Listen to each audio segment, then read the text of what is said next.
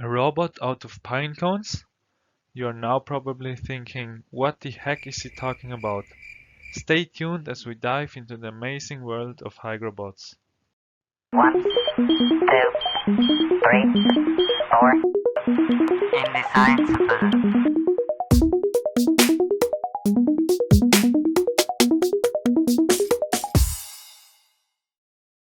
Before we start, I just want to mention that this video is the first of a whole series.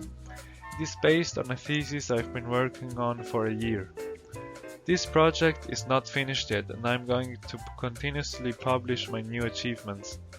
In this video I'm going to introduce you to the concept of a Hygrobot and their biological role models. So what is a Hygrobot?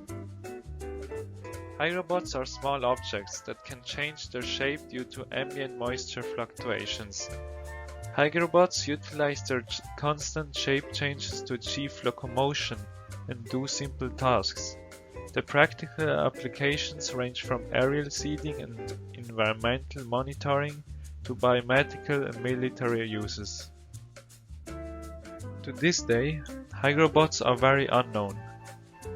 There are only a handful of research papers on this topic. These are the currently existing Hygrobots.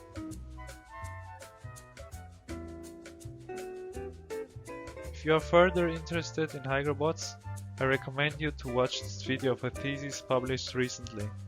It's a type of Hygrobot, capable of self-drilling into the soil and planting seeds autonomously. It's a prime example of the amazing capabilities of Hygrobots. It even made it onto the cover of Nature magazine. Before we start, we want to make sure we understand these two Greek terms, hygroscopic and hygromorphic. As you probably know, hygro means moisture. If we describe something being hygroscopic, we mean that it works due to humidity.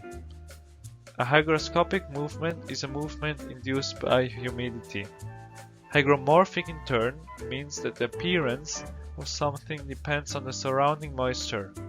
If we, for example, submerge a sheet of paper into water, the paper will look differently afterwards in comparison with dry paper.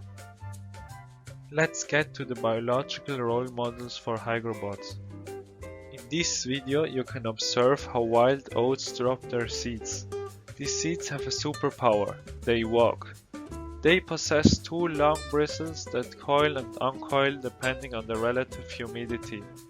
Due to these hygroscopic movements and their tiny hairs, which rectify their motion, they drill themselves into cracks. In this way they create the perfect conditions for germination.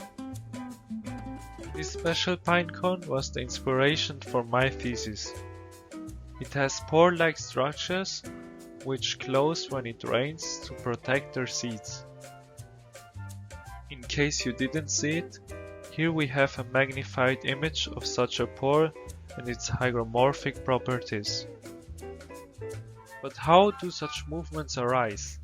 If you take the cross-section of a pine cone scale, you unveil their secret.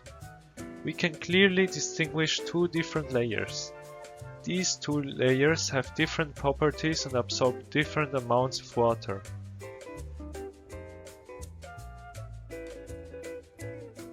This difference in swelling creates strain and ultimately results in a hygroscopic movement. Hygroscopic movements are very present in nature. Often plants utilize them to program a repetitive movement in advance. Additionally, these movements don't require any metabolic energy and happen quickly and autonomously. In case you have questions or criticism to voice, feel free to contact me at this email address or to post your questions in the comment section.